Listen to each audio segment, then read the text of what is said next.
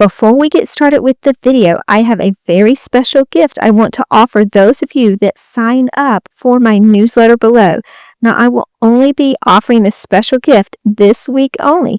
So if you want a list of my 5 favorite stocks that I love to sell options on that give me the most premium in my account, I will be glad to send that to your inbox. You just have to sign up for my email list below. Hello everybody, welcome to the Trading with Ashley show. We have to get you ready for the trading week.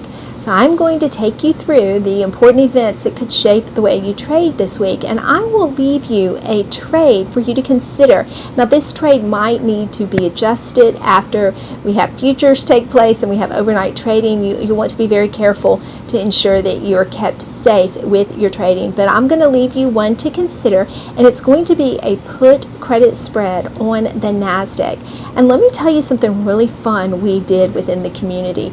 We had a challenge with the NASDAQ daily trade. I had a workshop exclusive to my community members, and I taught them how to use the NASDAQ to trade it daily so that they could take about $2,500 and produce about $125 a day off of that amount of money.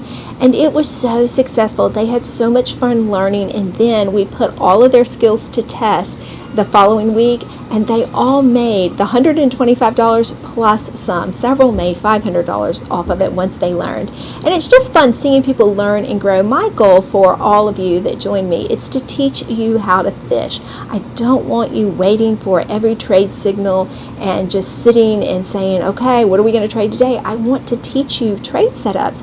And a lot of times in the community, now that I have so many of the community members that are educated on what to look for, a lot of times in our member trade section, they will come up with a trade that I didn't even think of, and I love it, and I'll call it out for the entire community.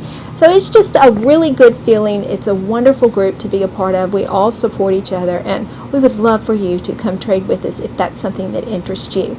But let's go into the computer. Let me show you exactly what's going on this week, and we'll try to get you ready so you are good to go. Let's take a look at what is going on with the economic calendar this week, because that does move markets. Now, we do have a short trading week. We only have 4 days to trade. What are we going to do with all that free time on Friday?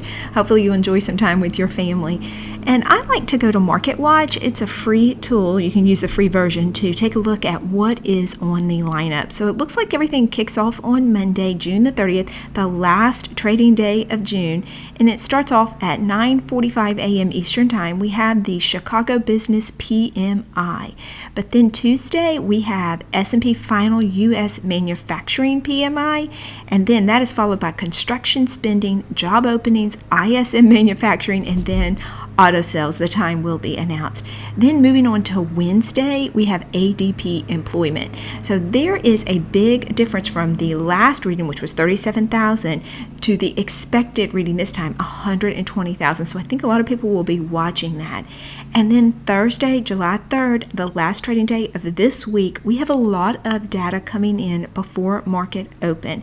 We have the initial jobless claims, U.S. employment report, U.S. employment rate, U.S. hourly wages, and then we also have the U.S. trade deficit, S&P final U.S. services PMI, factory orders, and ISM services. So a lot of data that we are learning throughout the day on Thursday. And then Friday, you get to rest and have some fun. Okay, now that you're prepared and you know what's going on this week, let me show you a potential trade setup that I'm considering. Now, please do not just copy trade me. If you want to try this trade, maybe use it in a paper trading account, especially if you're not familiar with credit spreads. But here's one to consider, and then depending on what happens on Monday morning, you probably need to consider adjusting this down if we have a dip for any reason. All right, here you go. So what I thought I would do for you today is to give you a potential play, and for this we're going to go about a month out. Now, I calculated the expected move on the NASDAQ. That's my favorite equity to trade when I'm doing put credit spreads, and it looks like 530 when I look at this date, 7/25, 530 is the potential expected move on the Qs. Now that's going to be my starting point. So here's how this will work. You see this 530 right here? It's paying $4.12 if you sell a put on it. So I'm going to do a spread, and I'm going to sell the 530, and then I am going to go down $10 wide. I'm going to go down to the 520. I am going to buy this put. Now doing it this way, 530, if I am assigned for some reason, if we slip below here, it's okay because I purchased this put, which allows me to sell the Qs at 520. That's why it does not require so much equity to put on spreads. So if I send this to a ticket, let's take a look at how this is going to work. I usually do these in lots of 5, and my intention is always to get out of these at a 50% profit. And so if you put everything in, this is going to be a net credit. And right now, based on the action last week, it's showing $1.46. But remember, when the market opens, usually it spikes. And usually if you put a limit order in, it will get filled usually on a spike down. So I'm going to go ahead and do that. I am going to put in a $2 limit order, and if it doesn't fill, you can always revisit this, but when I preview it, also you want to make this good till cancel because it may not fill on Monday, but it could on Tuesday or Wednesday. Let's take a look at what this is showing me. So if I do it good till canceled and I have it out there, if it does get filled, I will receive $1,000 for the trade when it's going to be a credit that I'm paid. And then my estimated risk is $4,000 because what you're looking at is the distance between 520 and 530, that's 10, but that's multiplied by 500. Well, that equals 5,000, but I am getting a $1,000 credit. And so if I am able to have this trade filled, that'll be great. My intent will be to go ahead and put in the reverse order. If it gets filled at $2, I'll put in the reverse order for a debit of $1, making it good till canceled, and that will get me out of the trade at a 50% profit. And that could happen sooner rather than later if we have a spike up. Now, we do have a little bit of time as far as if we get in trouble with this trade. If we pull down, I won't panic if that happens right away.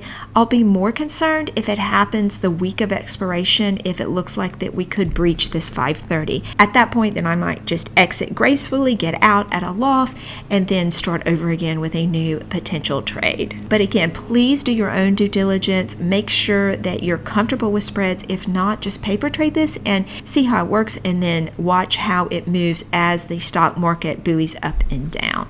I hope you're ready for the week. Remember, if you're with me, Trading with Ashley, there is no trader left behind. I'm going to leave a video for you that will help expand your thought process on trading options. I'll leave that for you right here.